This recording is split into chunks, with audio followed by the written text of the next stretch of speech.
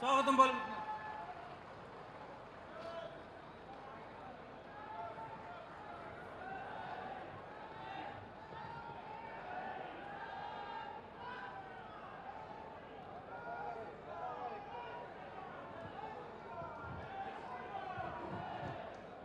ఇది ఏలూరు పార్లమెంట్ జిల్లా టీము కేంద్ర మంత్రివర్యుల్ని సన్మానం చేస్తుంది.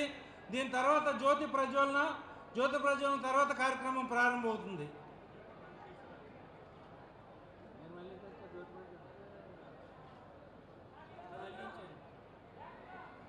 ఇప్పుడు జ్యోతి ప్రజ్వలన కేంద్ర మంత్రివర్యుల్ని పురంధేశ్వర్ గారు రాష్ట్ర అధ్యక్షులు జ్యోతి ప్రజ్వలనకు రావాల్సిందిగా ఆహ్వానిస్తారు.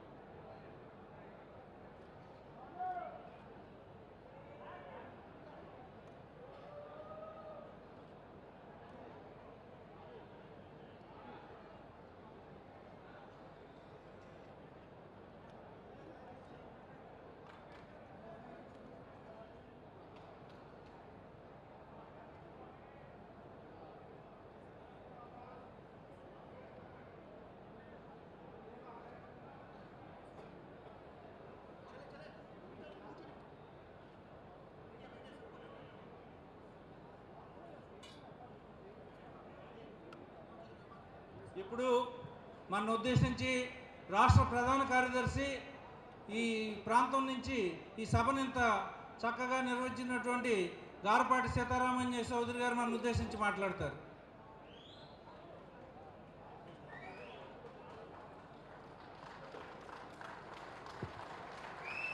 భారత్ మాతాకి. ఏలూరు సౌండ్ ఇంకా గట్టిగా ఉండాలి. అలాగే Godavari zone cluster 2 sound. Bharat మాతాకి, భారత్ మాతాకి. సంతోషం. మన రాష్ట్ర అధ్యక్షురాలు పురంధేశ్వరి గారికి, అలాగే మన రక్షణ శాఖ మంత్రివర్యులు రాజ్నాథ్ సింగ్ గారికి, అలాగే మన జాతీయ కార్యదర్శి సత్యకుమార్ గారికి, అలాగే వేదికను అలంకరించిన మన పెద్దలందరికీ పేరు పేరున మన జాతీయ కార్యవర్గ సభ్యులు వీర్రాజు గారికి అందరికీ స్వాగతం పలుకుతూ 300 సీట్లు పైగా గెలిచిన భారతీయ జనతా పార్టీ మనకి ఈ రోజుకి 50 వారాలైంది. 50 వారాల క్రితం 303 సీట్లు గెలిచాం. ఇంకొక 50 వారాల్లో 400 సీట్లు పైగా గెలవబోతున్నాం. జై బీజేపీ, జై బీజేపీ. ఈ సందర్భంగా ఈ మహాసమ్మేళనానికి విచ్చేసిన మీ అందరికీ పేరు పేరున నా నమస్కారాలు. 10 సంవత్సరాల మన మోదీ గారి పరిపాలనలో భారతదేశం ఆయుధాల కోసం యాచించే పరిస్థితి నుంచి ఆయుధ వ్యాపారాన్ని శాసించే పరిస్థితికి వచ్చాం. దీనికి మనం అందరం గర్వపడాలి. మన రక్షణ శాఖ దీనిలో ముందుంది. ముఖ్యంగా మన రక్షణ శాఖను నిర్వహిస్తున్న మన రాజ్నాథ్ సింగ్ గారికి మనందరం కరతాళ ధ్వనులతో ధన్యవాదాలు తెలియజేద్దాం.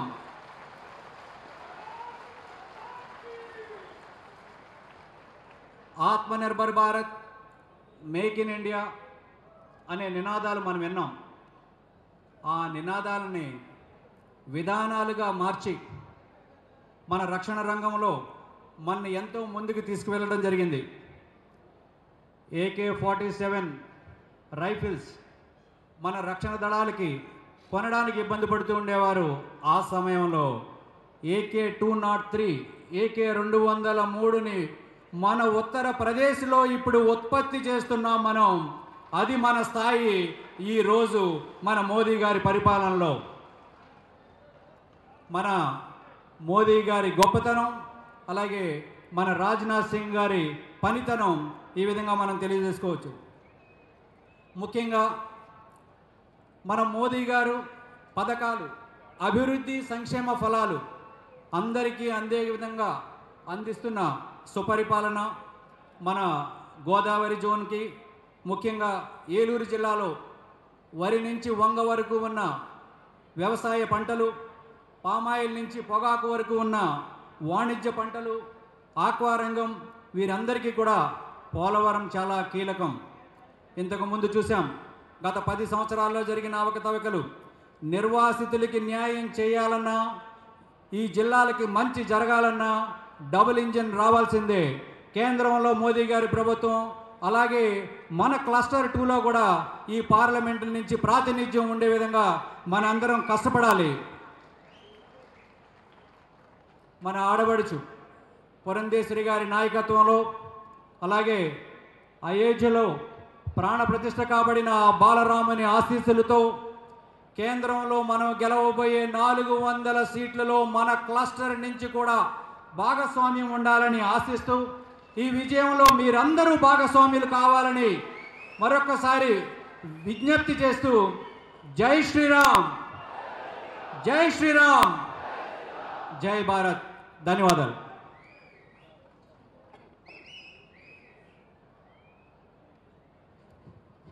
ఇప్పుడు మన ఉద్దేశించి రాష్ట్ర బీజేపీ రథసారథి శ్రీమతి పురంధేశ్వరి గారు ప్రసంగిస్తారు.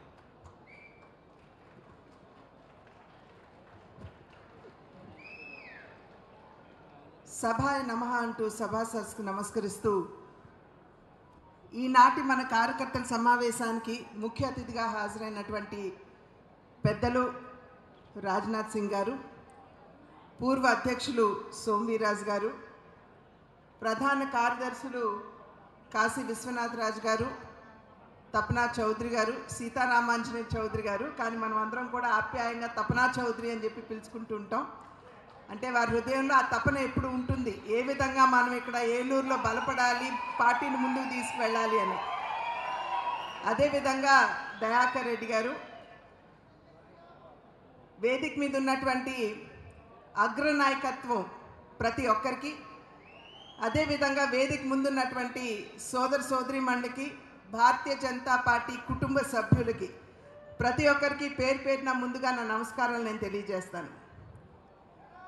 అనునిత్యం మనం వింటూ ఉంటాం భారతీయ జనతా పార్టీ బలం ఏంటి అని చెప్పి ప్రత్యర్థులు ఎప్పుడు మనకు వేస్తున్నటువంటి ప్రశ్న. కానీ ఇవాళ ఈ సభని చూసి ప్రతి ఒక్కరూ కూడా ముక్కును వేలు వేసుకోవాలి. ఎందుకంటే భారతీయ జనతా పార్టీ బలం ఇది అని నిరూపిస్తూ ఇంత పెద్ద సంఖ్యలో కార్యకర్తలు ఈ సభకి రావడం అనేది, ఇది నిజంగా మీరందరూ మన ప్రత్యర్థులకి సమాధానం చెప్పినట్లే. ఇక్కడ ఉన్నటువంటి ఈ సభలో ఉన్నటువంటి ప్రతి ఒక్కరూ కూడా భారతీయ జనతా పార్టీ బూత్ స్థాయి నుండి పైన ఉన్నటువంటి కార్యకర్తలే. ఎవరిని కూడా మనం కావాలని చెప్పి వాహనాల్లోకి ఎక్కించి ఇక్కడికి తీసుకొచ్చినటువంటి వారెవరూ లేరు. కేవలం భారతీయ జనతా పార్టీకి అంకిత భావంతో పనిచేయాలి అనేటువంటి కృత నిశ్చయంతో రాబోయే ఎన్నికల్లో భారతీయ జనతా పార్టీని ఆంధ్ర రాష్ట్రంలో ఒక బలీయమైనటువంటి శక్తిగా తీర్చిదిద్దాలి అనేటువంటి సంకల్పంతో ఈ సభలో ఉన్నటువంటి ప్రతి ఒక్కరూ కూడా ఆ సంకల్పం కలిగినటువంటి కార్యకర్తలేనని చెప్పి మనం అందరం కూడా ఇక్కడ గుర్తించవలసినటువంటి విషయం. భారతీయ జనతా పార్టీ ఆది నుండి కూడా కార్యకర్తలకి గౌరవాన్ని ఇచ్చేటువంటి పార్టీ. ఈనాడు ఇంతమంది నాయకులు ఇవాళ వేదిక మీద కూర్చున్నారు అని అంటే కింద ఉన్నటువంటి ప్రతి భారతీయ జనతా పార్టీ కార్యకర్త అవిరాళంగా శ్రమించినటువంటి నేపథ్యంలోనే ఇవాళ మేమందరం కూడా వేదిక మీద ఎక్కి కూర్చున్నామని చెప్పి మీ అందరికీ నేను తెలియజేస్తున్నాను. కనుక ముందుగా వేదిక ముందు కూర్చున్నటువంటి ప్రతి కార్యకర్తకి శిరస్సు వంచి నేను నమస్కరిస్తున్నాను. ఇందాక చెప్పినట్లుగా భారతీయ జనతా పార్టీ కార్యకర్తల్ని గౌరవించుకునేటువంటి పార్టీ. ఏ కార్యకర్త అయితే పార్టీకి అంకిత భావంతో పనిచేస్తారు, పార్టీని తల్లిగా భావించి సేవ చేస్తారు, అటువంటి కార్యకర్తని గుర్తించేటువంటి పార్టీ భారతీయ జనతా పార్టీ. కనుకనే ఇవాళ దేశంలో చూసినట్లయితే ఒక సామాన్య ఉపాధ్యాయుడు బిడ్డ అయినటువంటి వాజ్పేయి గారు దేశ ప్రధాని కాగలిగారు. ఒక పేద కుటుంబం నుండి వచ్చి ఛాయ్ అమ్ముకున్నటువంటి ఒక సాధారణ కార్యకర్త దేశ ప్రధాని కాగలిగారు. నిమ్న కులంలో పుట్టినటువంటి కోవింద్ గారు రాష్ట్రపతి కాగలిగారు. షెడ్యూల్డ్ తెగలకి ఒక సాధారణమైనటువంటి మహిళ, పేద కుటుంబం నుండి వచ్చినటువంటి మహిళ ఇవాళ దేశ రాష్ట్రపతి కాగలిగారు. కనుక కార్యకర్తలు ఆ విధంగా శ్రమించినట్లయితే ప్రతి కార్యకర్తని భారతీయ జనతా పార్టీ గుర్తిస్తుంది, గౌరవిస్తుంది అని చెప్పడానికి ఇది నిదర్శనం అని చెప్పి నేను వేరే మీ అందరికీ కూడా చెప్పనవసరం లేదు. ఇవాళ మనం ఇంకొక 2 నెలల కాలంలో, 2 నెలలు కూడా లేదు, మనం ఎన్నికలకి వెళ్ళబోతున్నాం. ఆ సందర్భంలో ప్రతి కార్యకర్త నడుం బిగించి ఇవాళ భారతీయ జనతా పార్టీని ఒక బలీయమైనటువంటి శక్తిగా రూపుదిద్దడంలో మీ వంతు కృషి మీరందరూ కూడా చేయవలసినటువంటి అవసరం ఉన్నది అని చెప్పి నేను తెలియజేస్తున్నాను. ప్రధానంగా మనందరికీ తెలుసు, భారతీయ జనతా పార్టీ సేవకి పెద్దపీట వేసేటువంటి పార్టీ. సమాజానికి, సమాజంలో ఉన్నటువంటి ప్రతి వర్గానికి సేవ చేసేటువంటి పార్టీ. 10 సంవత్సరాలుగా కేంద్రంలో అధికారంలో ఉన్న అవినీతికి తావు లేకుండా సమర్థవంతమైనటువంటి పాలనని, దృఢమైనటువంటి పాలనని దేశానికి అందించినటువంటి పార్టీ భారతీయ జనతా పార్టీ. 2014వ సంవత్సరానికి ముందు దేశ పరిస్థితుల్ని ఒక్కసారి మనం సరిచూసుకున్నట్లయితే స్కాముల పర్వంగా ఉండేది.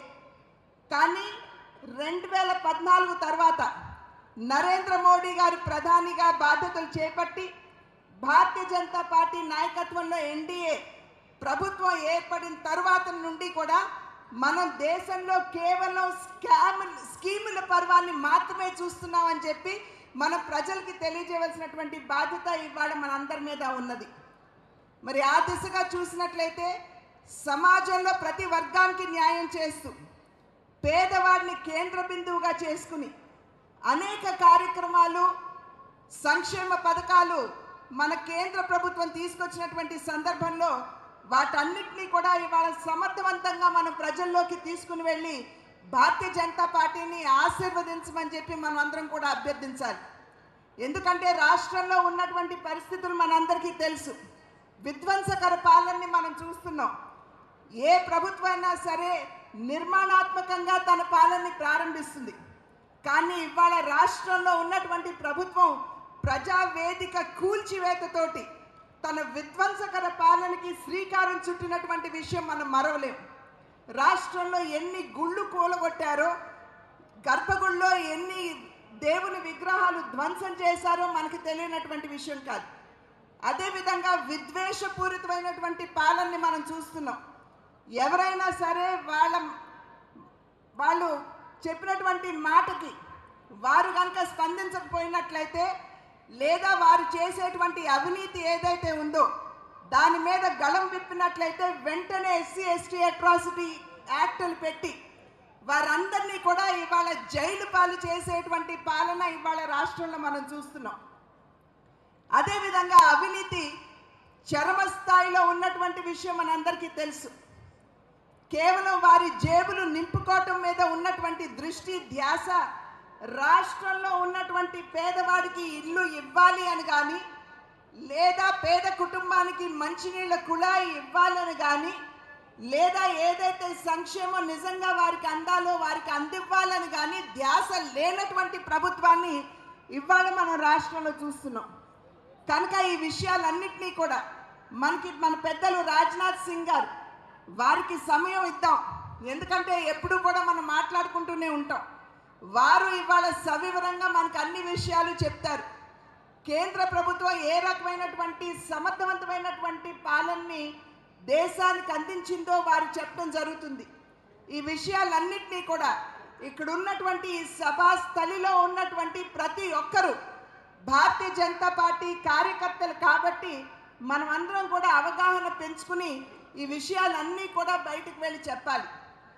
ఈ సభలో ఉన్నటువంటి కార్యకర్తల సందోహాన్ని చూస్తున్నప్పుడు మా తండ్రి గారు నందమూరి తారక రామారావు గారి మాటలు గుర్తుకొస్తున్నాయి.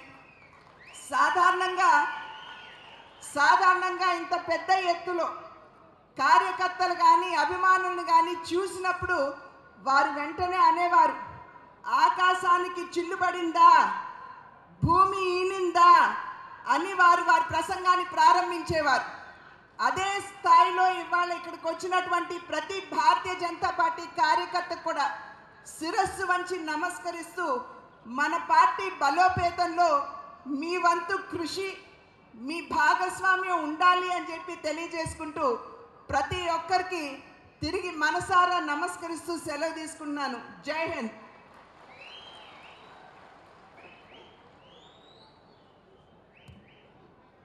ధన్యవాదాలు రాష్ట్ర అధ్యక్షులు పురంధేశ్వర్ గారికి. మన ముఖ్య అతిథి మాట్లాడవలసి ఉంది కాబట్టి ఆవిడ క్లుప్తంగా ముగించారు.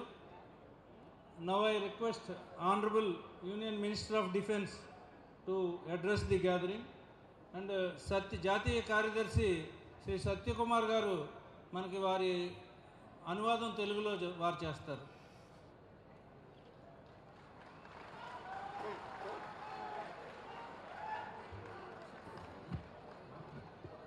बोलिए भारत माता की। Very good. Bharatiya Janata Party state president Shrimati Pundeshwari ji, state general secretary Shri Yash Kashi Vishwanath Raju, state general secretary Shri Ganapathi Sita Ramanjaneya Chowdary, national secretary Shri Y Satya Kumar, Shri Sonu Veer Raju, national executive member, Shri CM Ramesh, member of parliament Rajya Sabha, Shri Chowdary Vikram Kishore, Eluru district president, Shri Madhukar ji, organisational general secretary, और इस सभा में मौजूद मेरे सभी कार्यकर्ता बहनों एवं भाइयों, आप लोगों ने बहुत ही गर्मजोशी के साथ हम लोगों का स्वागत किया है। आपने फूलों की हार पहनाकर स्वागत किया है, आपने तालियां बजाकर स्वागत किया है, लेकिन भारत की परंपरा है और शिष्टाचार का तकाजा है, स्वागत और अभिनंदन कभी एक तरफा नहीं होना चाहिए। इसलिए मैं भी अपनी तरफ से शीश झुकाकर देवतुल्य कार्यकर्ताओं का हार्दिक अभिनंदन करता हूं। आप सभी का मैं स्वागत करता हूं। మిత్రులారా, మీరు చాలా ఉత్సాహంగా ఇవాళ నాకు స్వాగతం పలికారు. మాల అర్పించి స్వాగతం పలికారు, చప్పట్లతో స్వాగతం పలికారు. అదే విధంగా నా వైపు నుంచి కూడా ఎటువంటి లోటు ఉండకూడదు కాబట్టి దేవ సమానులైన మీ కార్యకర్తలందరికీ నేను శిరస్సు వంచి నమస్కరిస్తున్నాను. आज मैं कार्यकर्ताओं का जितना बड़ा हुजूम अपनी आंखों के सामने देख रहा हूं, मेरा विश्वास यह पक्का हो गया है कि अब आंध्र प्रदेश में भी भारतीय जनता पार्टी की सरकार बनने से दुनिया की कोई ताकत हमें रोक नहीं सकती है। మీ ఉత్సాహం చూస్తుంటే నాకు చాలా నమ్మకం కలుగుతోంది, విశ్వాసం కలుగుతుంది. రాబోయే రోజుల్లో ఆంధ్రప్రదేశ్లో కూడా భారతీయ జనతా పార్టీ ప్రభుత్వం ఏర్పడనుంది. सारा देश यह देख रहा है, मेरे बहनों भाइयों, सारा देश यह देख रहा है कि मोदी जी के नेतृत्व में भारत का मस्तक सारी दुनिया में ऊंचा हुआ है। पहले अंतर्राष्ट्रीय मंचों पर भारत कुछ बोलता था तो भारत की बातों को अंतर्राष्ट्रीय मंचों पर दुनिया ध्यान से सुनती नहीं थी, लेकिन आज अंतर्राष्ट्रीय मंचों पर भारत कुछ बोलता है तो दुनिया कान खोलकर सुनती है। भारत बोल क्या रहा है, यह भारत की हैसियत सारी दुनिया में बनी है। మిత్రులారా, ఇవాళ దేశం మొత్తం చూస్తోంది. గతంలో భారతదేశం ఏదైనా చెప్తే అంతర్జాతీయ యవనిక మీద ఎవరు పట్టించుకునే వాళ్ళు కాదు. కానీ ఇప్పుడు మారిన పరిస్థితుల్లో నరేంద్ర మోడీ గారి నాయకత్వంలో భారతదేశం ఏం చెప్తుందో రెండు చెవులు రిక్కించి వినే పరిస్థితి వాళ్ళ దేశం అంతా ఏర్పడింది. सरकार का आपने देखा होगा, इसके पहले कांग्रेस की सरकारों को, दूसरी राजनीतिक पार्टियों की सरकारों को भी अपने अपने राज्यों में काम करते हुए देखा होगा। सबके ऊपर भ्रष्टाचार के गंभीर आरोप लगे होंगे, लेकिन लगातार 10 वर्षों से केंद्र में मोदी जी के नेतृत्व में हमारी सरकार काम कर रही है। बहनों भाइयों, भारत क्या, दुनिया का कोई व्यक्ति उंगली उठाकर नहीं कह सकता कि हमारी सरकार के ऊपर कोई भी भ्रष्टाचार का एक भी आरोप लगा हो। మిత్రులారా, మీరు గతంలో చూశారు, కొన్ని రాష్ట్రాలు ఇప్పుడు కూడా చూస్తున్నారు. అనేక రాష్ట్రాల్లో కాంగ్రెస్ ప్రభుత్వాలు కానీ ఇతర ప్రాంతీయ పార్టీల ప్రభుత్వాలు కానీ ఉన్నప్పుడు అనేక రకాలైన అవినీతి ఆరోపణలు వచ్చేవి. కానీ గత 10 సంవత్సరాలుగా కేంద్రంలో నరేంద్ర మోడీ గారి నాయకత్వంలో రాష్ట్రాల్లో బీజేపీ ప్రభుత్వాల్లో ఒక్కటంటే ఒక్క అవినీతి ఆరోపణ లేదు. ఈ దేశంలో కానీ ప్రపంచంలో కానీ ఒక్కరంతా వేలెత్తి ఈ అవినీతి ఆరోపణ బీజేపీ ప్రభుత్వం మీద ఉంది అని చెప్పగలిగిన దమ్ము లేదు. लगातार कार्यकर्ता बहनों भाइयों, लगातार 2 टर्म मोदी जी के नेतृत्व में इस देश में सरकार काम कर रही है, लगातार 2 टर्म से। लेकिन जनता का विश्वास, जनता का कॉन्फिडेंस मोदी जी के प्रति ऐसा बढ़ा है, उस आधार पर बड़े बड़े पॉलिटिकल एनालिस्ट यह मानने लगे हैं कि 3rd टर्म में भी 370 सीट से ज्यादा समर्थन प्राप्त करके भारतीय जनता पार्टी और 400 से ज्यादा सीटों पर एनडीए भी हासिल करने जा रही है। ఇవాళ చూస్తున్నారు, 10 సంవత్సరాలుగా 2 దఫాలుగా కేంద్రంలో నరేంద్ర మోడీ గారి భారతీయ జనతా పార్టీ ప్రభుత్వం ఏర్పాటైంది. ప్రజలు ప్రతిరోజు మరి అత్యంత విశ్వాసంతో పార్టీ వైపు కానీ మోడీ గారి నాయకత్వం పట్ల కానీ విశ్వాసం ప్రకటిస్తున్నారు.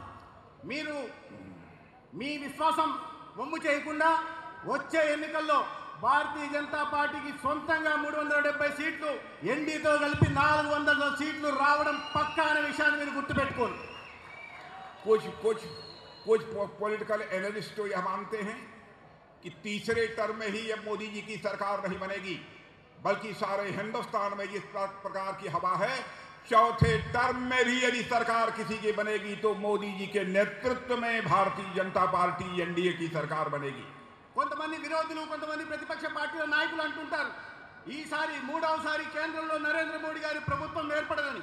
కానీ ప్రజలు అంటున్నారు ఈసారి 3వసారే కాదు, రాబోయే రోజుల్లో 4వసారి కూడా ఈ దేశంలో నరేంద్ర మోడీ గారి ప్రభుత్వం ఏర్పడుతుందని అంటున్నారు. मेरे कार्यकर्ता बहनों भाइयों, यदि मैं तीसरे टर्म की बात कर रहा हूं, तीसरे टर्म की बात मैं केवल सत्ता को भोगने के लिए नहीं मांग रहा हूं। तीसरे टर्म को यदि मोदी जी मांग रहे हैं देश की जनता से, तो राष्ट्र निर्माण के लिए, विकसित भारत का निर्माण करने के लिए लोगों का समर्थन मांग रहे हैं।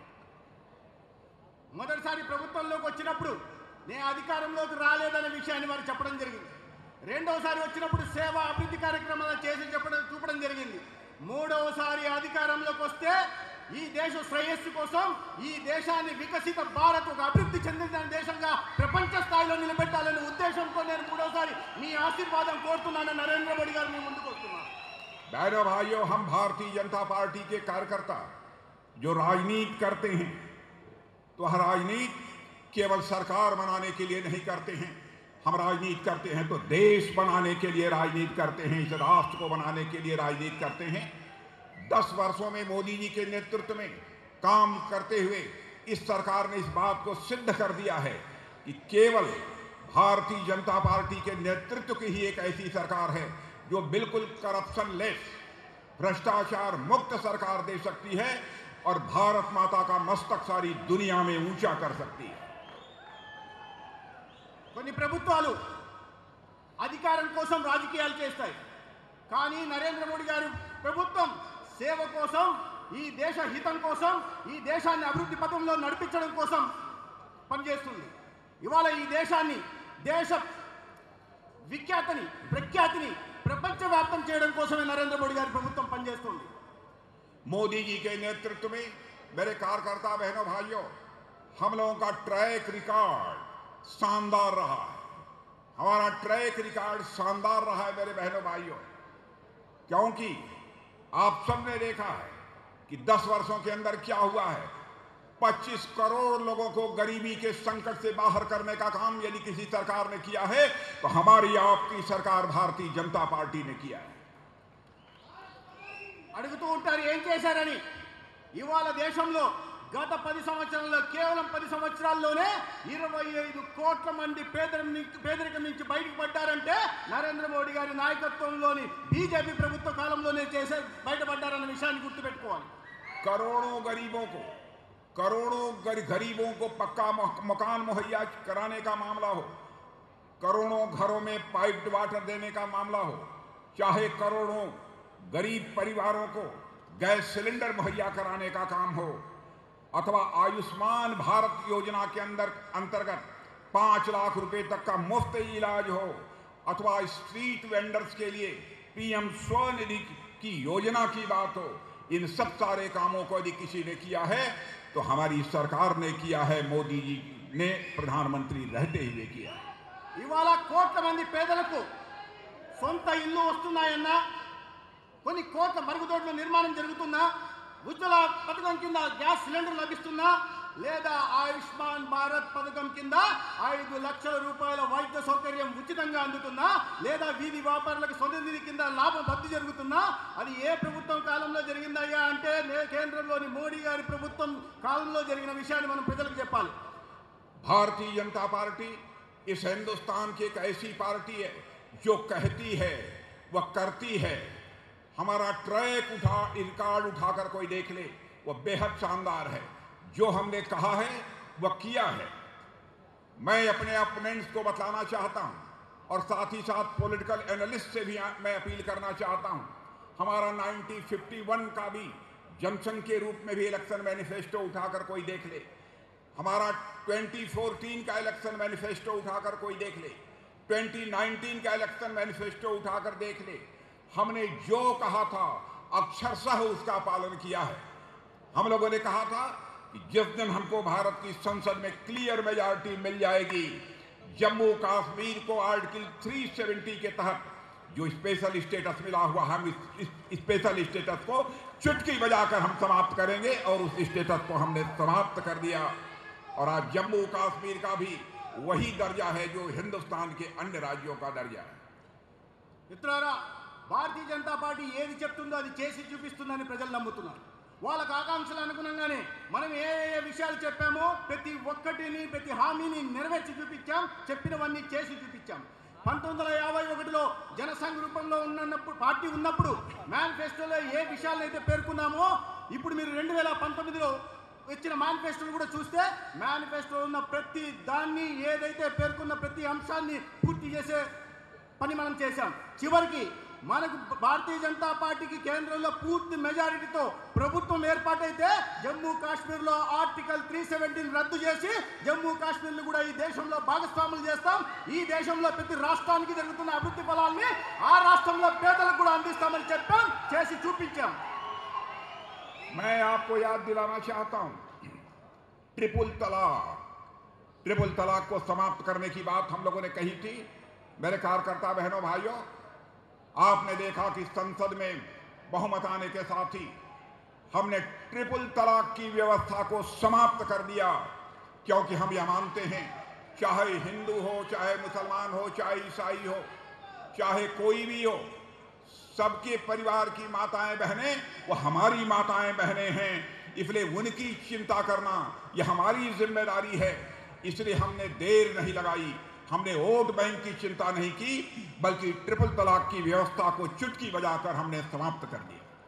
మిత్రులారా, మనం మొదటిసారి ప్రభుత్వంలోకి వచ్చిన ఒక అరాచక చట్టమైన ట్రిపుల్ తలాక్ను రద్దు చేశాం। ఎందుకంటే వారి హిందువులైనా, ముస్లింలైనా, క్రిస్టియన్లైనా, ఏ సమాజంలో ఉన్నా, ఏ మతానికి వర్గానికి సంబంధించిన ఏ స్త్రీ కూడా బాధపడకూడదు అనుకున్నాం। ఎందుకంటే ప్రతి స్త్రీలో మనం అక్కని, చెల్లని, అమ్మని చూస్తాం కాబట్టి ఈ దేశంలో ఏ మహిళ బాధపడకూడదని ట్రిపుల్ తలాక్ను రద్దు చేసి చూపించాం। मेरे साथियों, हमने कहा था ना कि जिस दिन संसद में हमको बहुमत मिल जाएगा, अयोध्या की धरती पर भव्य राम का मंदिर बनने से दुनिया की कोई ताकत हमें रोक नहीं पाएगी। आपने देखा रामलला जो एक कुटिया में बैठे हुए थे, बहनों भाइयों, रामलला अपने महल में आ चुके हैं। अब इस हिंदुस्तान में राम राज्य प्रारंभ होने वाला है, ऐसा समस्त देशवासियों का पक्का विश्वास है।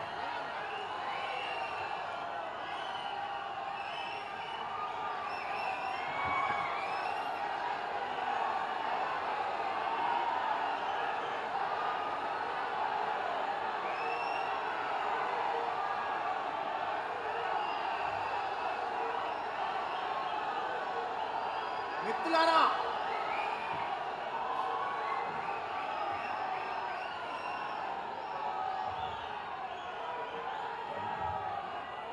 జై శ్రీరామ్, జై శ్రీరామ్, జై శ్రీరామ్.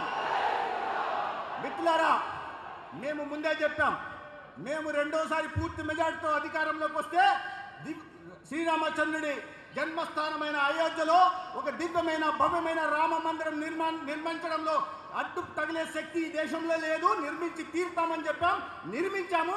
ఇవాళ వనవాసంలో ఉంటున్న శ్రీరామచంద్రుడు తన సొంత ఇంటికి వెళ్ళాడు. ఆయన సొంత ఇంటికి వెళ్ళడంతోనే ఈ దేశంలో రామరాజ్యం ప్రారంభమైంది.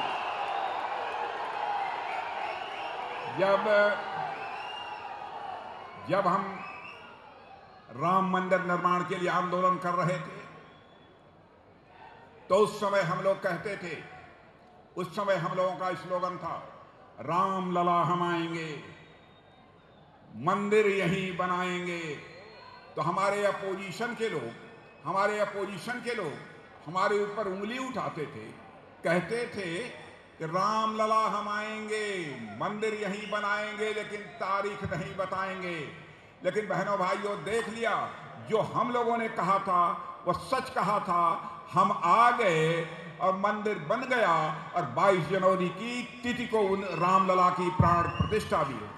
మిత్రులారా, మేము ఎప్పుడు చెప్పేవాళ్ళం, ఈ దేశంలో కోట్లాది ప్రజల ఆరాధ్య దైవం శ్రీరామచంద్రుడు కాబట్టి ఆయన ఎక్కడ జన్మించాడో అక్కడ మందిరం నిర్మిస్తామని మనం ఎప్పుడూ చెప్పేవాళ్ళం. మన విరోధులు, ప్రతిపక్ష పార్టీల వాళ్ళు మనల్ని హేళన చేసేవారు. మందిరం నిర్మిస్తామంటారు కానీ తారీఖు మాత్రం, డేటు మాత్రం చెప్పరంటూ మనల్ని ఎగతాళి చేసేవారు. మిత్రులారా, ఇవాళ యావత్ ప్రపంచం చూసింది, శ్రీరామచంద్రుడి జన్మస్థానం అయోధ్యలో భవ్యమైన శ్రీరామ మందిరం నిర్మాణం జరిగింది. చెప్పిన విధంగానే పోయిన నెల జనవరి 22న శ్రీ బాలరాముడి ప్రాణ ప్రతిష్ఠ చేసి ఇవాళ దేశానికి నరేంద్ర మోడీ గారు చూపించారు. आप जानते हैं, अंतर्राष्ट्रीय जगत में भारत के बारे में यह धारणा थी, भारत एक कमजोर भारत है, भारत एक गरीबों का भारत है। और अर्थव्यवस्था के आकार के मामले में सारी दुनिया में भारत 11वें स्थान पर खड़ा था जब हम लोगों की सरकार 2014 में बनी थी। लेकिन मोदी जी के नेतृत्व में हमारी सरकार ने वह करिश्माई काम किया है मेरे बहनों भाइयों, कि आज 2024 आते आते, क्या 2022-23 में ही जो अर्थव्यवस्था के आकार के मामले में जो हमारा देश 2014 में 11वें स्थान पर खड़ा था, आज वह जंप लेकर 5वें स्थान पर आ गया है। और दुनिया के बड़ी बड़ी मानी जानी फाइनेंशियल फर्म्स अब यह कहती हैं कि वह दिन दूर नहीं है कि 2026 समाप्त होने के बाद 2027 आते आते भारत अर्थव्यवस्था के मामले में दुनिया के टॉप 3 कंट्रीज में खड़ा हो जाएगा। और हमारे मोदी जी ने कहा है, हमारे प्रधानमंत्री मोदी जी ने कहा था, ऐ मेरे देशवासियों, मैं आपको विश्वास दिलाता हूं कि 2047 आते आते, यानी आजादी के 100 वर्ष पूरे होते होते हमारा यह भारत दुनिया की डेवलप्ड कंट्रीज के रूप में खड़ा हो जाए। మిత్రులారా, అంతర్జాతీయంగా ఒక భావన ఉండేది, భారతదేశం ఒక బలహీనమైన దేశం అని, ఆర్థికంగా చితికిపోయిన దేశం అనే ఒక భావన ఉండేది. కానీ నరేంద్ర మోడీ గారు ప్రధానమంత్రిగా పగ్గాలు చేపట్టిన తర్వాత 2000 అటువంటి ఆర్థికంగా చితికిపోయిన ఆర్థిక వ్యవస్థని కొద్ది కాలంలోనే 2022 నాటికే ప్రపంచంలోనే ఆర్థిక వ్యవస్థలో అతిపెద్ద ఆర్థిక వ్యవస్థ, 5వ ఆర్థిక వ్యవస్థగా చేర్చి చూపించారు. ఇవాళ మళ్ళీ 3వసారి ప్రధానమంత్రి అయిన తర్వాత 2027 నాటికి ప్రపంచంలోనే అతిపెద్ద ఆర్థిక వ్యవస్థల్లో 3వ స్థానానికి చేరుతాయని ప్రపంచంలోని అతి ప్రఖ్యాతమైన ఆర్థిక సంస్థలన్నీ కూడా చెప్తున్నాయి. నరేంద్ర మోడీ గారు మీ అందరికీ చెప్పారు, మీ అందరిలో నమ్మకం కలిగించారు. మిత్రులారా, మనం స్వాతంత్రం వచ్చి 100 సంవత్సరాలు పూర్తయిన సందర్భంగా 2047 నాటికి ఈ ప్రపంచంలో అతి పెద్ద అభివృద్ధి చెందిన దేశంగా భారతదేశం మీ అందరి ముందు నిలుస్తుంది, ప్రపంచం ముందు నిలుస్తుందని వారు చెప్పారు. भारत की हैसियत ये देखिए, भारत के वैज्ञानिकों ने क्या करिश्मा कर डाला है। बहनों भाइयों, अवसर मिलना चाहिए, उनकी हौसला अफजाई होनी चाहिए, यानी उनके हौसले को, उनके मनोबल के बढ़ाने वाला देश का प्रधानमंत्री होना चाहिए। हमारा चंद्रयान 2 विफल हो गया, चंद्रमा पर उसकी लैंडिंग नहीं हो पाई, लेकिन चंद्रयान 2 विफल होने के बाद हमारे सारे वैज्ञानिक उस समय बेहद दुखी थे। चटपट हमारे प्रधानमंत्री दिल्ली से जाकर उन वैज्ञानिकों को अपने सीने से लगाकर, गले से लगाकर उनकी हौसला अफजाई की थी। उसके बाद हमारे वैज्ञानिकों ने वह करिश्मा कर दिया कि हमारा चंद्रयान चंद्रमा के साउथ पोल पर पहुंच गया। जो काम दुनिया का कोई देश नहीं कर पाया, वह भारत ने करके दिखा दिया। మిత్రులారా, మన దేశంలో వైజ్ఞానికులు చాలా ప్రతిభ కలిగిన వారు, చాలా ఉత్సాహం కలిగిన వారు. కానీ చంద్రయాన్ 1, చంద్రయాన్ 2 ప్రయోగాలు విఫలమైన తర్వాత వాళ్ళంతా నిరుత్సాహంలో పడ్డారు. కానీ ఈ దేశానికి సంరక్షకుడుగా ఉంటున్న ప్రధాని నరేంద్ర మోడీ గారు ఆ వైజ్ఞానికుల దగ్గరికి వెళ్ళి వాళ్ళని గుండెలకు కట్టుకొని, అయ్యా మీరు ఉత్సాహంగా ఉండండి అని చెప్పి వాళ్ళ మనోబలాన్ని పెంచి ఇవాళ ప్రపంచంలో ఏ దేశం చేయని విధంగా చంద్రయాన్ 3ని చంద్రుడు దక్షిణ ధ్రువం మీద దించి ప్రపంచానికి మన వైజ్ఞానికులకు ఉన్న శక్తిని, ప్రతిభని చాటే ప్రయత్నం చేశారు. आज की ये घटना बतला रहा हूं। भारत ने तो मंगलयान भेजा, चंद्रयान को साउथ पोल पर सफलतापूर्वक लैंड करा दिया, हमारा आदित्ययान सूर्य के करीब पहुंच गया। अब आज ही मोदी जी ने वह करिश्मा कर डाला। अब भारत का पहला स्वदेशी स्पेसशिप, इंडिजिनस स्पेसशिप गगनयान अंतरिक्ष में भेजने के लिए तैयार हो रहा है। मेरे बहनों भाइयों, आज प्रधानमंत्री जी ने एयरफोर्स के 4 पायलट को विंग्स दिए हैं, 4 पायलट को विंग्स दिए हैं, जो यहाँ विंग्स लगाए जाते हैं, और पूरी दुनिया से उनका परिचय करा दिया है। मेरे सभी पायलट्स को हम सभी एक बार तालियां बजाकर उनको हार्दिक शुभकामनाएं दें। మిత్రులారా, మనం మంగళయాన్ ప్రయోగం సఫలం చేశాం, చంద్రయాన్ని దక్షిణ ధ్రువం మీద దించి ఆ ప్రయోగాన్ని సఫలం చేశాం. ఇవాళ మన ఆదిత్య సూర్యుడి దగ్గరలో కూడా వెళ్ళింది. ఇవాళే ప్రధానమంత్రి గారు వారు చెప్పడం జరిగింది, రాబోయే రోజుల్లో అంతరిక్షంలో స్పేస్ షిప్ని, అంటే అంతరిక్షంలో ఒక షిప్ను కూడా, పడవ కాదు, షిప్ను కూడా వారు అక్కడ స్పేస్ షిప్ అంటారు, దాన్ని అంతరిక్షంలో తీసుకెళ్లే ప్రయత్నం చేస్తున్నామని చెప్పారు. ఎయిర్ ఫోర్స్ సంబంధించిన అధికారులను తీసుకొచ్చి వాళ్ళ పథకాలను చూపించి వాళ్ళందరి ప్రజల చేత వాళ్ళకి ప్రోత్సాహం వచ్చేలా అభినందనలు తెలిపించే ప్రయత్నం చేశారు. बहनों भाइयों, मैं आपको अभी बतलाना चाहता हूं, 40 ईयर्स बिफोर, 40 साल पहले जब अंतरिक्ष में हमारे भारतीय यात्री गए थे, तो हमारा मिशन फॉरेन टेक्नोलॉजी पर निर्भर था। गगनयान आत्मनिर्भर भारत की पहचान है। हम बराबर गगनयान, चंद्रयान, आदित्ययान यह लॉन्च कर रहे हैं, लेकिन कांग्रेस पार्टी अपना राहुलयान लॉन्च आज तक नहीं कर पाई। మిత్రులారా, 40 ఏళ్ల క్రితం మనం ఏదన్నా ప్రయోగాలు చేయాలంటే అంతరిక్షంలో విదేశీ టెక్నాలజీని వాడే పరిస్థితి ఉండేది. ఇవాళ మనం సొంతంగా మన భారతదేశంలోనే మన టెక్నాలజీని వాడుకొని గగనయాన్ని సఫలం చేశాం, చంద్రయాన్ని సఫలం చేశాం, ఆదిత్యని కూడా సఫలం చేశాం. కానీ దురదృష్టకరమైన విషయం ఏంటంటే కాంగ్రెస్ పార్టీకి సంబంధించిన నాయకుడైన రాహుల్ గాంధీని ఎన్నిసార్లు లాంచ్ చేసినప్పటికీ కూడా లాంచ్ చేయడంలో కాంగ్రెస్ పార్టీ విఫలం చెందుతూనే ఉంది. दुनिया में पहले लोग भारत को कमजोर भारत समझते थे, लेकिन दुनिया में अब कोई भारत को कमजोर भारत नहीं मानता है। और दुनिया के लोग कहते हैं 21st सेंचुरी दुनिया में किसी देश की है तो उस देश का नाम भारत है। మిత్రులారా, భారతదేశాన్ని అంతర్జాతీయంగా ఒక బలహీన దేశంగా చూసేవారు. కానీ 10 సంవత్సరాల్లో మారిన పరిస్థితుల్లో ఇవాళ భారతదేశాన్ని ఎవరు కూడా బలహీన దేశంగా చూడడం లేదు సరికదా. ఈ 21వ శతాబ్దం ఏ దేశానికన్నా చెందుతుందంటే అది భారతదేశానికి చెందుతుందని ప్రపంచమంతా ఇవాళ విశ్వసిస్తున్నది. मेरे बहनों भाइयों, भारत अब कमजोर भारत नहीं रहा है। भारत अब दुनिया का ताकतवर देश बन चुका है। आपने देखा कि हमारे पड़ोसी देश पाकिस्तान से आज के कुछ साल पहले आतंकवादी आकर अंधेरे में चोरी से उन्होंने हमारे सेना के जवानों पर कातिलाना हमला कर दिया था और उसके बाद हमारे प्रधानमंत्री जी ने 10 मिनट के अंदर फैसला कर दिया और उसके बाद आपने देखा कि हमारे सब सेना के जवान सीमा के इस पार नहीं, जरूरत पड़ी तो सीमा के उस पार जाकर पाकिस्तानी आतंकवादियों का सफाया करने में पूरी तरह से कामयाब रहे हैं।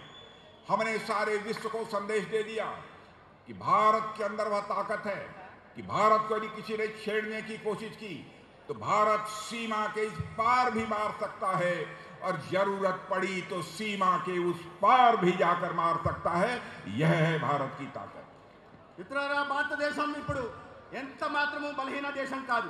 మీరందరూ చూశారు కొన్ని సంవత్సరాల క్రితం పాకిస్తాన్ మన దేశంలో ఉగ్రవాదాన్ని ప్రేరేపిస్తున్న పాకిస్తాన్ చీకట్లో కొంతమంది ముష్కరులు వచ్చి మన సైనికుల్ని హతమారిస్తే ఈ దేశ ప్రధాని నరేంద్ర మోడీ గారు కేవలం 10 నిమిషాల్లోనే నిర్ణయం తీసుకొని సరిహద్దుల్లోనే కాదు ఆ సరిహద్దును దాటి ఆ పాకిస్తాన్లోని తీవ్రవాద సంస్థలు శిక్షణా సంస్థల్ని నాశనం చేసే విషయాన్ని మనం చూసాం. ఇవాళ ప్రపంచానికి కూడా దాని ద్వారా సంకేతం పంపించాం. ఎవరైనా భారతదేశం వైపు కన్నెత్తి చూస్తే సరిహద్దుల్లోనే కాదు సరిహద్దులు దాటి వచ్చి కూడా మీకు అర్థమయ్యే భాషలోనే సమాధానం చెప్తామని చెప్పడం జరిగింది. भारत की हैसियत, मेरे कार्यकर्ता बहनों भाइयों, आप किस पार्टी के कार्यकर्ता हो, किस पार्टी के कार्यकर्ता इसे समझ लेना। आपको मैं याद दिलाना चाहता हूं, आपकी पार्टी की जो केंद्र में सरकार है कई करिश्माई काम किए हैं।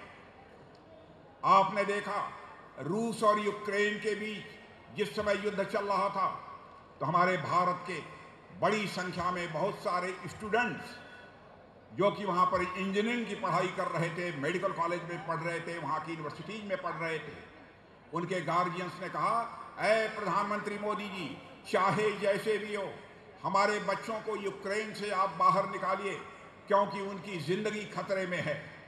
बहनों भाइयों, यह पूरे दुनिया में हमारे प्रधानमंत्री की केवल हैसियत थी कि उन्होंने रूस के राष्ट्रपति मिस्टर पुतिन को टेलीफोन मिलाया और उन्होंने यूक्रेन के राष्ट्रपति मिस्टर जेलेंस्की से बात की और साथ ही अमेरिका के राष्ट्रपति मिस्टर बाइडेन से बात की। 4.5 घंटे के लिए रूस और यूक्रेन का युद्ध रुक गया और हमारे 22,000 से अधिक भारतीय बच्चे यूक्रेन से बाहर निकलकर भारत की धरती पर पहुंच गए, अपने घरों में पहुंच गए। మిత్రులారా, మీరందరూ కూడా ఏ పార్టీకి సంబంధించిన కార్యకర్తలో ముందుగా మీరు అర్థం చేసుకోవాలి. మీరు అటువంటి పార్టీకి సంబంధించిన కార్యకర్తలు. ఇప్పుడు రష్యాలో ఉక్రెయిన్లో యుద్ధం జరుగుతుంటే అనేక మంది మన విద్యార్థులు, ఇంజనీరింగ్ చదువుతున్న విద్యార్థులు, మెడిసిన్ చదువుతున్న విద్యార్థులు అక్కడ సంక్షోభంలో ఇరుక్కుపోయి ఉంటే ఈ దేశ ప్రధాని నరేంద్ర మోడీ గారు రష్యా ప్రధాని పుతిన్కి కూడా ఫోన్ చేసి, ఉక్రెయిన్ ప్రధాని జెలెన్స్కీకి కూడా ఫోన్ చేసి, అదేవిధంగా అమెరికా అధ్యక్షుడు బైడెన్ కూడా ఫోన్ చేసి, అయ్యా నా దేశంలోని విద్యార్థులు మీ దేశాల్లో ఇరుక్కో ఉన్నారు, మీ యుద్ధ సమయంలో వాళ్ళకి ప్రమాదం జరుగుతుంది కాబట్టి నా విద్యార్థులందరూ బయటకు వచ్చేదాకా మీరు యుద్ధ విరామం ప్రకటించాలని కోరితే 4.5 గంటల పాటు యుద్ధ విరామం ప్రకటిస్తే ఈ దేశంలోని విద్యార్థులు 22,000 మంది ఒక్కరికి కూడా ఒక చిన్న ఘాటు లేకుండా సురక్షితంగా దేశానికి తెచ్చిన సమర్థ నాయకుడు నరేంద్ర మోడీ గారి నాయకత్వంలో ఉంటున్న భారతీయ జనతా పార్టీ కార్యకర్తల విషయాన్ని మీరు గుర్తుపెట్టుకోవాలి. आप इस सच्चाई को जानते हैं कि भारत की सबसे बड़ी बीमारी थी भ्रष्टाचार की। और मैं आपको याद दिलाना चाहता हूं, एक बार भारत के प्रधानमंत्री राजीव गांधी जी इस भ्रष्टाचार को लेकर अपनी मजबूरी जाहिर करते हुए उन्होंने कहा कि मैं क्या करूं, मैं ऊपर से 100 पैसा नीचे भेजता हूं लेकिन लोगों के पास बामुश्किल 14 पैसा पहुंच पाता है। 86 पैसा, 86 पैसा यह भ्रष्टाचार की भेंट चढ़ पाता है। यह मजबूरी जाहिर की थी भारत का प्रधानमंत्री रहते हुए। मैं उन पर आरोप नहीं लगाना चाहता, यह उनकी मजबूरी थी, यह मजबूरी जाहिर की, लेकिन इसे चुनौती के रूप में किसी ने स्वीकार किया तो हमारे प्रधानमंत्री ने स्वीकार किया मेरे बहनों भाइयों, और ऐसा सिस्टम बना दिया, जनधन योजना, आधार और मोबाइल के माध्यम से जैन की ऐसी ट्रिनिटी बना दी कि आज दिल्ली के बैंक से 100 पैसा चलता है तो 100 का 100 पैसा लोगों की जेबों में पहुंचता है, एक पैसा भी भ्रष्टाचार की भेंट नहीं चढ़ने पाता है। तो भ्रष्टाचार केवल भाषण देकर समाप्त नहीं किया जा सकता, भ्रष्टाचार को यदि समाप्त करना है तो सिस्टम में चेंजेज लाने पड़ेंगे। మిత్రులారా, ఈ దేశంలో అన్నిటికన్నా పెద్ద వ్యాధి ఏదన్నా ఉందంటే అది అవినీతి. ఈ దేశంలో అవినీతి పెచ్చి పెరిగిపోయిన విషయం మీకు అందరికీ తెలుసు. గతంలో ఆనాడు ఈ దేశానికి ప్రధానిగా ఉంటున్న రాజీవ్ గాంధీ గారు స్వయంగా తను ఒప్పుకున్నారు. నేను ఢిల్లీ నుంచి 100 పైసలు పంపిస్తే ఆ లబ్ధిదారికి చేరేసరికి 14 పైసలు మాత్రమే జరుగుతుంది, 86 పైసలు అవినీతి పరుల జేబుల్లోకి వెళ్తుందని వారు నిస్సహాయతను ప్రకటించారు. నేను వారు విమర్శించట్లేదు, కానీ వారు నిస్సహాయతను మాత్రం అర్థం చేసుకున్నాను. తర్వాత ఇవాళ ఎటువంటి నాయకత్వం ఈ దేశంలో ఉందంటే, నరేంద్ర మోడీ గారు ప్రధానమంత్రి అయిన తర్వాత ఈ అవినీతి నిర్మూలనకు సవాల్గా స్వీకరించారు. అందుకని ఆధార్ని తీసుకొచ్చి డైరెక్ట్ బెనిఫిట్ ట్రాన్స్ఫర్ ద్వారా ఏ పథకాల లబ్ధి అయితే లబ్ధిదారుకు చేరాలనో వాళ్ళకి ఢిల్లీ నుంచి పంపిస్తే 100కు 100 పైసలు ఇవాళ వాళ్ళ జేబుల్లోకి వెళ్తున్న విషయాన్ని తెలియాలి. మిత్రులకు నేను చెప్పదలుచుకున్నది ఏంటంటే, కేవలం ప్రసంగాల వల్ల ఈ అవినీతి నిర్మూలన జరగదు. అవినీతి నిర్మూలన జరగాలంటే ఒక సమర్థవంతమైన నాయకత్వం ఉండాలనే విషయాన్ని చెప్పదలుచుకున్నాను. ఇవాళ ఈ దేశంలో అటువంటి నాయకత్వం నరేంద్ర మోడీ గారి రూపంలో ఉంది. इस आंध्र प्रदेश में जो विशाखापट्टनम चेन्नई इंडस्ट्रियल कॉरिडोर बन रहा है, वह इस आंध्र प्रदेश की इकोनॉमिक बैकबोन साबित होने जा रहा है। मेरे बहनों भाइयों, लगभग 465 किलोमीटर लंबा यह corridor east west economic corridor का एक की कंपोनेंट है। जो इकोनॉमिक एक्सपर्ट्स हैं उनका यह मानना है कि यह कॉरिडोर $100 बिलियन का इन्वेस्टमेंट भारत में लेकर आएगा और इसके कारण करीब 10 लाख जॉब्स की ओपनिंग हमें प्रत्यक्ष अपनी आंखों के सामने देखने को मिलेगी। మిత్రులారా, ఆంధ్రప్రదేశ్ ఇండస్ట్రియల్ కారిడార్గా మారనుంది. 455 కిలోమీటర్ల కారిడారు, అదేవిధంగా ఈస్ట్ కోస్ట్ కాంపోనెంట్ కారణంగా ఈ దేశంలో 100 కోట్ల అమెరికన్ డాలర్ల పెట్టుబడి రావడం జరుగుతుంది. ఈ పెట్టుబడి రావడం వల్ల ఈ దేశంలోని 10 లక్షల మంది యువతకి ఉద్యోగ ఉపాధి అవకాశాలు లభించనున్నాయి. विशाखापट्टनम आंध्र प्रदेश का सबसे बड़ा सी पोर्ट है। इस पर लोड कम करने के लिए 2 नए सी पोर्ट रामायपट्टनम और मूलापेटा पोर्ट को मंजूरी दे दी है और हमें जानकारी मिली है कि इस पर काम भी प्रारंभ हो गया है। మిత్రులారా, విశాఖపట్నం ఈ రాష్ట్రంలో అతి పెద్ద సీ పోర్ట్. కేవలం దీంతోనే కాకుండా రామాయపట్నంలో కూడా పోర్టు నిర్మించడానికి కేంద్రం అనుమతులు ఇచ్చింది. నాకు తెలిసిన సమాచారం ఏంటంటే అక్కడ పోర్టు నిర్మాణ పనులు కూడా మొదలయ్యాయి. भोगपुरम इंटरनेशनल एयरपोर्ट के निर्माण को भी मंजूरी बहनों भाइयों हम लोगों ने दी है और यह एयरपोर्ट 60 लाख यात्रियों को आने जाने में मदद करेगा। इतना ही नहीं, साथ ही क्षेत्र में एयर कनेक्टिविटी, ट्रेड और टूरिज्म को स्वाभाविक रूप से तेजी के साथ बढ़ावा मिलेगा। ఈ ఏర్పాటు కానున్న పోర్టు ద్వారా 60 లక్షల మంది ప్రయాణికులు ప్రయాణ సౌకర్యం లభించనుంది. దీని ద్వారానే కాకుండా ఎయిర్ కనెక్టివిటీకి కూడా ఊతం వచ్చే అవకాశం కలుగుతుంది. आंध्र प्रदेश का रायलसीमा का क्षेत्र बहुत ही पिछड़ा हुआ है। वहां इंफ्रास्ट्रक्चर से जुड़ी समस्याओं को एड्रेस करने के लिए विशाखापट्टनम के कुरनूल तक एक हाई स्पीड कॉरिडोर को निर्माण की मंजूरी दी गई है, जिसे आगे बंगलौर तक वाया कडप्पा ले जाने की योजना भी बन चुकी है। नहीं समझे? రాయలసీమ ప్రాంతంలో కూడా మౌలిక సదుపాయాల కల్పన లేకపోవడం వల్ల వెనుకబడుతూనే ఉంది. దాని గురించి ఇప్పుడు అమరావతి నుంచి బెంగళూరు దాకా వస్తున్న ఎక్స్ప్రెస్ ఏదైతే ఉందో దాని వల్ల మౌలిక సదుపాయాల కల్పన ద్వారా పెట్టుబడులు వస్తాయి. పెట్టుబడుల వల్ల ఉద్యోగ ఉపాధి అవకాశాలు కూడా యువతకి ఆ ప్రాంతంలో లభిస్తాయి. मेरे बहनों भाइयों, आंध्र प्रदेश में पैडी फार्मर्स बड़ी संख्या में हैं। यूपीए शासन में पैडी फार्मर्स की हालत कैसी थी? कई जिलों में फार्मर्स क्रॉप हॉलीडे पर चले गए थे क्योंकि फार्मिंग अनप्रॉफिटेबल हो गई थी, उस समय मैं स्वयं अमलापुरम गया और अन्य जिलों के किसानों और पैडी फार्मर से मिलने गया था। మిత్రులారా, యూపీఏ సమయంలో రైతులు ఎటువంటి సంకట స్థితిలో ఉన్నారో మీకు అందరికీ తెలుసు. చాలా మంది రైతులు ఆ రోజుల్లో ఉన్న పరిస్థితుల కారణంగా వ్యవసాయం లాభదాయకం కాదని చెప్పి వ్యవసాయాన్ని వదిలేసి ఇతర ప్రాంతాలకు కూలీలుగా వలస వెళ్ళే పరిస్థితి ఉండేది. अब आज मोदी जी के शासन में किसानों का पैडी और व्हीट भी एमएसपी पर खरीदा जा रहा है और पिछले 10 सालों में पैडी और व्हीट फार्मर्स को 3 लाख करोड़ रुपए का पेमेंट हमारी सरकार ने किया है। फिशरमैन और फिशरी पर भी हमारी सरकार ने बहुत ही ध्यान दिया है और आंध्र प्रदेश में fish production 39 lakh metric ton से बढ़कर, मैं फिर से दोहराना चाहता हूं, आंध्र प्रदेश में fish production 39 lakh metric ton से बढ़कर 51 लाख मीट्रिक टन तक पहुंच गया है। మన ప్రభుత్వం వచ్చిన తర్వాత రైతు పక్షపాత ప్రభుత్వం ఇది. ఎంఎస్పి కింద 18 లక్షల కోట్లను రైతులకు చెల్లించడం జరిగింది. అదే కాకుండా మత్స్యకార రంగానికి కూడా ప్రత్యేక ఊతం ఇవ్వడం వల్ల, ఈ ఆక్వా రంగానికి కూడా ప్రత్యేకమైన సహకారం అందించడం వల్ల 39 లక్షల మెట్రిక్ టన్నుల ఉత్పాదన ఉన్నది. ఇవాళ 39 లక్షలు పెరిగి ఇవాళ 51 లక్షల మెట్రిక్ టన్నులకి ఉత్పాదన పెరిగింది. अब नेशनल प्रोजेक्ट है पोलवरम प्रोजेक्ट, इसके लिए केंद्र सरकार 15,000 करोड़ रुपए दे चुकी है और यह प्रोजेक्ट बहुत पहले पूरा हो जाना चाहिए था, लेकिन यहाँ की स्टेट गवर्नमेंट की कमजोरी के कारण आज तक वह पूरा नहीं हो पाया और मैं आरोप लगाना चाहता हूं कि स्टेट गवर्नमेंट इस पोलवरम प्रोजेक्ट को पूरा करने के प्रति सीरियस नहीं है। మిత్రులారా, ఆంధ్రప్రదేశ్ జీవనాడైన పోలవరం నిర్మాణం కోసం గత ప్రభుత్వాలు ఎవరూ ప్రయత్నం చేయకపోతే నరేంద్ర మోడీ గారు ప్రభుత్వం వచ్చి 50,000 కోట్లు ఇవ్వడానికి ముందుకు వస్తే, ఈ రాష్ట్రంలో చేతగాని ప్రభుత్వాలు ఉండడం వల్ల ఆ పనులు ముందుకు సాగే పరిస్థితి లేదు.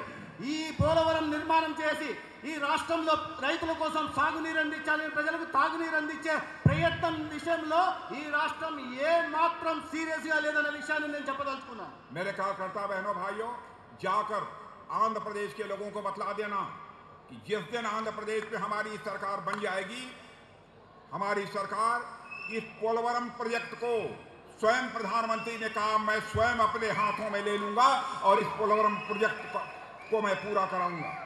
మిత్రులారా, మీరు ప్రజలకు చెప్పండి, ఏనాడైతే భారతీయ జనతా పార్టీ ప్రభుత్వం ఈ రాష్ట్రంలో వస్తుందో ఆనాడు బీజేపీ ప్రభుత్వమే పోలవరం పూర్తి చేస్తుంది. ప్రధానమంత్రి గారు చెప్పారు, ఆనాడు స్వయంగా పోలవరం నిర్మాణాన్ని నా చేతుల్లోకి తీసుకొని ఆ కళని సాకారం చేసి చూపిస్తానని ఈ రాష్ట్ర ప్రజలకు నరేంద్ర మోడీ గారు హామీ ఇచ్చారు. अटल टनल का भी काम पेंडिंग में पड़ा हुआ था, उस काम को भी यदि किसी ने पूरा किया है तो हमारे प्रधानमंत्री ने किया है। अटल टनल का काम भी हम ही लोगों ने అటల్ కెనాల్, బకింగ్హామ్ కెనాల్ అని ఏది ఉన్నారో వాటిని కూడా ఈ గత ప్రభుత్వాలు పట్టించుకోకపోతే వాటిని పూర్తి చేసి నీటి రవాణా సౌకర్యాన్ని కూడా కల్పించే ప్రభుత్వం కూడా మోడీ గారి ప్రభుత్వమే శ్రీకారం చుట్టింది. और आंध्र प्रदेश में जो इस समय गवर्नमेंट है उसका न कोई विजन है न उसका कोई मिशन है। स्टेट रोड की हालतें बहुत ही खराब हो गई हैं और आज आंध्र प्रदेश 75 लाख करोड़ के कर्ज में डूबा हुआ है। मैं फिर से दोहराना चाहता हूं, आज आंध्र प्रदेश 7.5 लाख करोड़ के कर्ज में डूबा हुआ है, जबकि हर टैक्स को वाईएसआरसीपी सरकार ने बढ़ा दिया। यह सारा पैसा कहां जा रहा है? मैं पूछना चाहता हूं यहां की सरकार से, यह सारा पैसा कहां जा रहा है, किसकी जेब में जा रहा है, इसका पता लगाने की जरूरत है। Sand mafia, mining mafia, miller mafia, इन सब का खुल्ला राज यदि कहीं पर है तो आंध्र प्रदेश में। మిత్రులారా, ఈ రాష్ట్రంలో ఎటువంటి ప్రభుత్వం ఉందంటే ఆ ప్రభుత్వానికి దార్శనికత లేదు, అభివృద్ధి చేయాలనే సంకల్పం లేదు, సంక్షేమ ఫలితాలు అందించాలనే ఒక సంకల్పమే లేదు. అప్పుల మీద అప్పులు చేసుకుంటూ ఇవాళ లక్షల కోట్ల అప్పుని రాష్ట్ర ప్రజల మీద మోపారు. కేంద్రం నుంచి ఇస్తున్న నిధులు కానీ ఈ రాష్ట్రంలో ప్రజలు అందిస్తున్న నిధులు కానీ ఎక్కడా ఖర్చు పెట్టే పరిస్థితి మనకు కనిపించట్లేదు. అభివృద్ధి అనే ఆనవాళ్ళు కూడా ఎక్కడా కనిపించట్లేదు. మరి ఇంత పెద్ద ఎత్తున నిధులు వస్తుంటే, ప్రజల నుంచి పన్నుల రూపంలో ఇంత పెద్ద ఎత్తున నిధులు సేకరిస్తుంటే ఆ డబ్బులు ఎక్కడికి పోతున్నాయి, ఎవరి జేబుల్లోకి వెళ్తున్నాయనే విషయాన్ని విషయాన్ని నేను ఈ సభాముఖంగా అడుగుతున్నాను.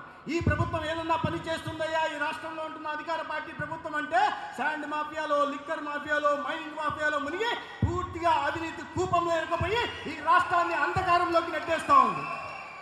मेरे बहनों भाइयों, जिन जिन महापुरुषों से प्रेरणा लेकर यह देश आगे बढ़ा है, उन सभी का हम लोग स्मरण करते हैं, उन सभी को हम याद करते हैं. यही कारण है जब हमारे प्रधानमंत्री मोदी जी आंध्र प्रदेश आते हैं तो वह वीरभद्र मंदिर जाते हैं, लेपाक्षी मंदिर जाते हैं, वह तिरुपति जाते हैं. और अल्लूरी सीताराम राजू जी ने भारत के स्वतंत्रता संग्राम में जो योगदान किया है उसे फिर से याद कराने का काम करती है कोई सरकार तो केवल हमारी सरकार करती है, दूसरी सरकार नहीं करती. మిత్రులారా, జాతి నాయకులను గౌరవించడం, సమాజం కోసం శ్రమించే వాళ్ళని గౌరవించుకోవడం నరేంద్ర మోడీ గారు తన బాధ్యతగా భావిస్తారు. అందుకనే ఈ రాష్ట్రంలో కూడా వారు ఇటీవల వచ్చినప్పుడు లేపాక్షి మందిరానికి పోయినా, లేదా గతంలో వచ్చినప్పుడు మంజం వీరుడు అల్లూరి సీతారామరాజు కాంస్య విగ్రహ ఆవిష్కరణ చేసినా, వారి పేరుతో మెమోరియల్ నిర్మించినా ఈ సమాజం కోసం పాటుపడిన వాళ్ళని గౌరవించుకోవడం కోసమే అనే విషయాన్ని చెప్తున్నాను. इतना ही नहीं, तेलुगु बिड्डा के नाम के पूरे भारत में सम्मानित भारत के पूर्व प्रधानमंत्री नरसिम्हा राव जी, पीवी नरसिम्हा राव गारू को भारत रत्न देकर हमने उनको देश का सर्वोच्च सम्मान दिया है मेरे बहनों भाइयों. जबकि वे तो कांग्रेस के पार्टी के नेता थे, लेकिन हम पीवी नरसिम्हा राव जी का जो कंट्रीब्यूशन है उसे भारतीय जनता पार्टी नहीं भूल सकती है, भले ही कांग्रेस भूल जाए. మిత్రులారా, మన తెలుగు బిడ్డ ఈ దేశానికి ప్రధానగా ఈ దేశాన్ని ప్రగతి పథంలో తీసుకెళ్లిన పివి నరసింహారావు గారికి ఈ దేశంలో అత్యున్నత పురస్కారమైన భారతరత్న ఇచ్చి గౌరవించడం జరిగింది. వారు కాంగ్రెస్ పార్టీ నుంచి ప్రధానిగా ఎన్నికయ్యారు. ఆ కాంగ్రెస్ పార్టీని విస్మరించిన ఈ దేశ ప్రగతిలో ఆర్థిక సంస్కరణ తీసుకురావడంలో వారి భాగస్వామ్యాన్ని నరేంద్ర మోడీ గారు విస్మరించలేదు. కాబట్టి ఆ మహనీయునికి భారతరత్న పురస్కారంతో గౌరవం ఇచ్చి ఆంధ్ర ప్రజలకు కూడా గౌరవాన్ని కల్పించారు. बहनों भाइयों, केंद्र की योजनाओं को लागू करने में YSRCP की सरकार बहुत ही लापरवाही कर रही है. केंद्र सरकार ने जल जीवन मिशन के तहत 4000 करोड़ रुपए जारी किए, मगर यहाँ की YSRCP सरकार द्वारा स्टेट शेयर न देने के कारण वह योजना लागू ही नहीं हो पा रही है. और पानी हर नागरिक तक पहुंचे, इसकी व्यवस्था में अवरोध खड़े करने वाली सरकार के ऊपर मैं सीधा आरोप लगाना चाहता हूं कि एंटी पीपुल यह गवर्नमेंट है और यह क्रूएल गवर्नमेंट. మిత్రులారా, ఈ రాష్ట్రంలో అధికారంలో ఉన్న పార్టీకి ప్రజల కష్టాలు తెలియవు. కేంద్రం పేదలకు ప్రతి ఇంటికి కుళాయి ద్వారా మంచినీరు అందించాలని ఒక జలజీవన్ మిషన్ కార్యక్రమాన్ని తీసుకొచ్చి ఆ పథకం కింద 4000 కోట్లు ఇస్తే ఈ రాష్ట్రం నుంచి తన వాటా చెల్లించకుండా ఆ పేదలకు మంచినీరు అందకుండా ఈ రాష్ట్ర ప్రభుత్వం అడ్డుకుంటోంది. ఈ రాష్ట్ర ప్రభుత్వం మీద నేను నేరుగా విమర్శ చేస్తున్నాను. ప్రజా వ్యతిరేక ప్రభుత్వం, ప్రజా వ్యతిరేక పార్టీ ఈ రాష్ట్రంలో అధికారం ఉందని నేను నేరుగా ఈ రాష్ట్రంలో అధికారంలో ఉన్న పార్టీని వేలెత్తి చూపిస్తున్నాను. बहनों भाइयों, यह सब सारे लोग केवल अपने परिवार को भगवान मानते हैं, लेकिन हम लोग परिवार को भगवान नहीं मानते हैं, बल्कि हम जनता को अपना भगवान मानते हैं. మిత్రులారా, కొన్ని పార్టీలు ఉన్నాయి. ఆ పార్టీలు వాళ్ళ కుటుంబం గురించి మాత్రమే ఆలోచిస్తాయి. ఆ కుటుంబంలోనే దేవుణ్ణి చూసుకుంటాయి. కానీ భారతీయ జనతా పార్టీ ఎటువంటి పార్టీ అంటే కుటుంబ పాలన ప్రోత్సహించదు, ప్రజల్లోనే దేవుళ్ళను చూస్తుంది, ప్రజల్లో నుంచే నాయకులను తయారు చేస్తుంది. हमारी कोशिश यह रहती है पाई पाई से गरीब की भलाई हो, यह हमारी कोशिश रहती है. और आज मोदी जी के नेतृत्व में एक नई सोच के साथ नए भारत का निर्माण होते हुए हम सभी प्रत्यक्ष अपनी आंखों से देख रहे हैं मेरे बहनों भाइयों. మిత్రులారా, ఇవాళ కేంద్రంలో ప్రభుత్వంలో ఉన్న నరేంద్ర మోడీ గారు ప్రతి క్షణం పేదల సంక్షేమం గురించే ఆలోచిస్తారు. అందుకనే ఇవాళ ప్రపంచం ముందు ఒక నవ భారతం ఆవిష్కరించబడింది. और मैं कहना चाहता हूं कि जो टारगेट हमारे प्रधानमंत्री ने निर्धारित किया है इस देश के लिए, उस टारगेट को पूरा करने के लिए हम सभी कार्यकर्ताओं को पूरे ताकत के साथ, प्राणपण के साथ आज जुट जाने की जरूरत है. ఏ లక్ష్యంతోనైతే మనము అధికారంలోకి వచ్చామో లక్ష్యాన్ని పూర్తి చేస్తున్నాం. ఇక ముందున్న వీటిని ముందుకు తీసుకెళ్లడం కోసం ఈ దేశంలో ఒక అభివృద్ధి చెందిన దేశంగా భారతదేశాన్ని ప్రపంచం ముందు నిలబెట్టడం కోసం ప్రతి కార్యకర్త కూడా శ్రమించాల్సిన అవసరం ఉంది.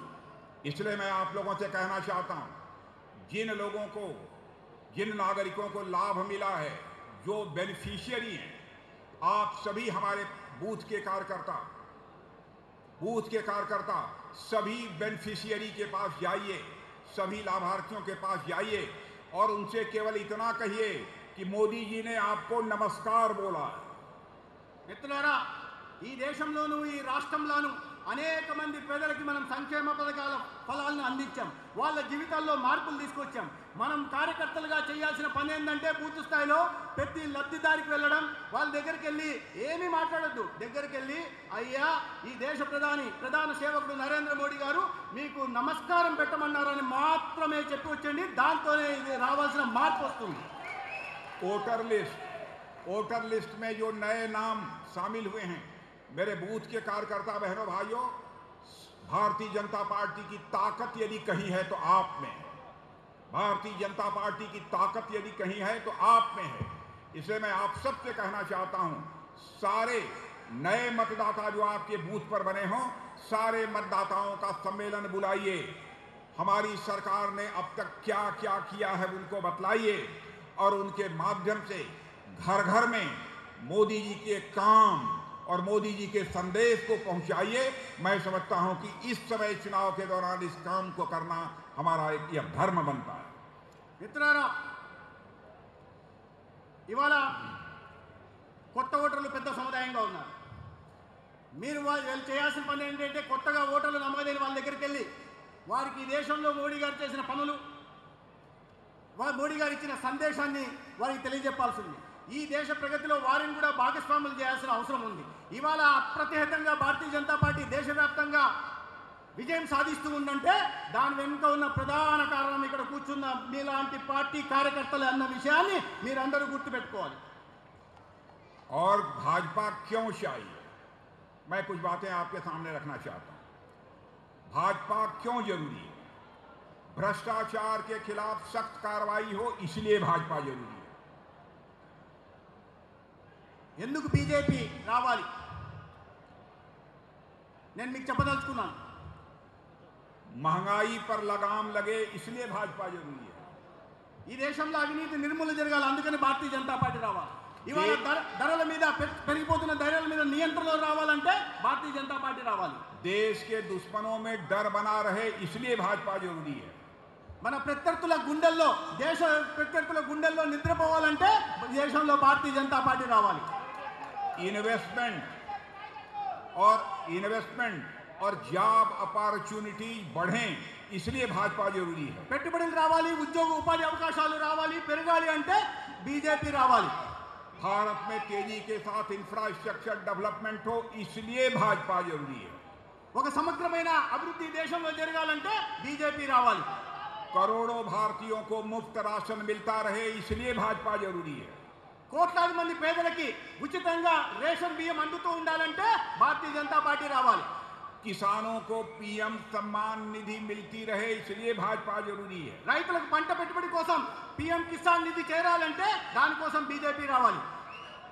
100% बेनिफिशियरीज को तेजी से जितनी भी बेनिफिट्स हैं वह सारी मिलती रहें, इसलिए भाजपा जरूरी है. నియామకాలు పూర్తి కావాలంటే అందరికీ ఉద్యోగాలు లభించాలంటే బీజేపీ రావాలి.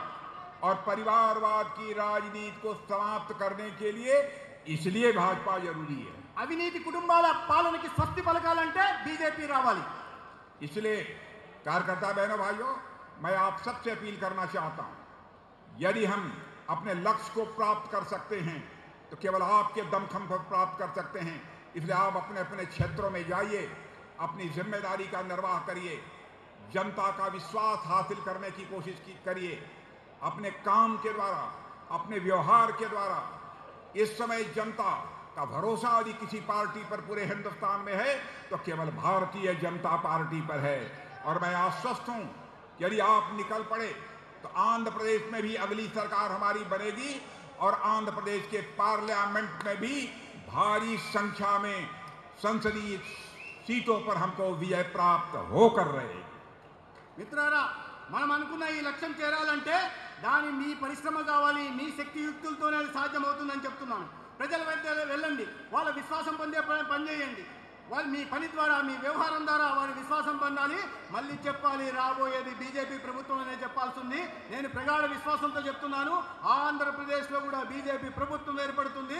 రాబోయే రోజుల్లో పార్లమెంటులో ఆంధ్రప్రదేశ్ నుంచి కూడా ప్రాతినిధ్యము, పార్లమెంటు సభ్యులు ఉంటారన్న విషయాన్ని यह भी जाकर घर में जाइए, माताओं बहनों से मिलिए, उनको बतलाइए कुछ हम लोगों ने कठोर निर्णय किए हैं, बहुत कठोर निर्णय किए हैं और माताओं बहनों के सम्मान को ध्यान में रखते हुए निर्णय किए हैं। अब हमारी नारी यानी माता बहनों को भी संसद में और विधानसभाओं में अब आरक्षण की व्यवस्था पहली बार किसी ने सरकार की है, तो अब भारतीय जनता पार्टी के नेतृत्व की मोदी जी की सरकार ने यह काम किया है। మిత్రులారా, మహిళలకి ఆత్మగౌరవాన్ని నింపడమే కాకుండా రాజ్యాధికారంలో కూడా భాగస్వామ్యం చేయడానికి నరేంద్ర మోడీ గారు 33% రిజర్వేషన్ తీసుకొచ్చి ఆంధ్రప్రదేశ్ను కూడా నారీమణులకి, అక్క చెల్లెళ్ళకి, తల్లులకి పార్లమెంటు ద్వారాలు తెరిచి పార్లమెంట్లో కూడా వాళ్ళ గొంతు వినిపించే అవకాశాన్ని కల్పించారనే విషయాన్ని అక్క చెల్లెళ్ళ దగ్గరికి వెళ్ళి చెప్పండి. सेना में भर्ती महिलाओं की भर्ती का भी फैसला यदि किसी सरकार ने किया है तो हमारी सरकार ने किया है। 25 करोड़ से ज्यादा महिलाओं के बैंक अकाउंट खोलने का काम यदि किसी ने किया है तो हमारी सरकार ने किया है।